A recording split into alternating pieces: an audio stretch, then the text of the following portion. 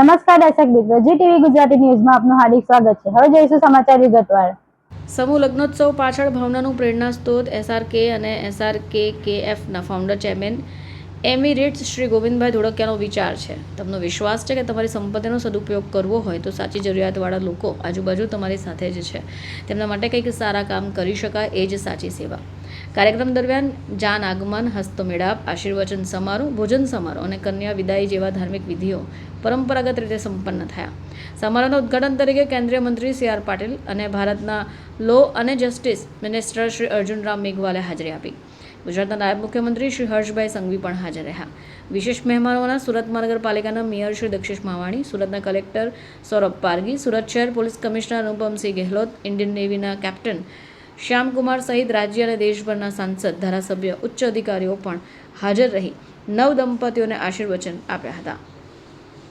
આ કાર્યક્રમમાં SRK ગ્રુપના ગોવિંદભાઈ ધોળકિયા, દિનેશભાઈ નારોલા, અર્જણભાઈ ધોળકિયા, જયંતિભાઈ નારોલા, રાહુલભાઈ ધોળકિયા દ્વારા મહેમાનોનું આત્મીય સ્વાગત પણ કરાયું હતું। પ્યોર વિવાહ આજે માત્ર સમૂહ લગ્નોત્સવ નહીં પરંતુ સમાજમાં દીકરીઓના માન ગૌરવ માટેનું એક માનવંતું અભિયાન બન્યું છે।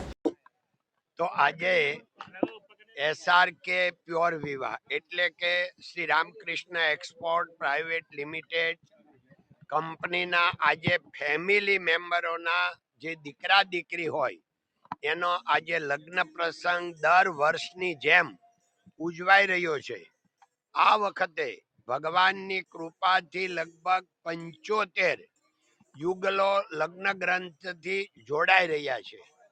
એટલે આ જે નવ યુગલો છે એમના જીવનમાં જે કંપનીની ઉર્જા છે એ પણ આવે અને એનું જીવન ખૂબ જ સુખમય હેપીનેસ રહે એવી ભગવાનને પ્રાર્થના। આજના આ પ્રસંગે આશીર્વાદ આપવા માટે દિલ્હીથી આપના માનનીય મિનિસ્ટર શ્રી અર્જુન મેઘવાલ સાહેબ પધારવાના છે અને આપણા લાડીલા જે કેબિનેટ મિનિસ્ટર છે એવા CR પાટીલ સાહેબ પણ પધારવાના છે અને અહીંયા જે આપણા સૌ ગુજરાતના સુરતના વિશિષ્ટ મહાનુભાવો પણ આ આશીર્વાદ આપવા પધારવાના છે। એટલે આજે એને માટે SRK ગૌરવની લાગણી અનુભવે છે। ધન્યવાદ। જય હિન્દ, જય ભારત, નમસ્તે।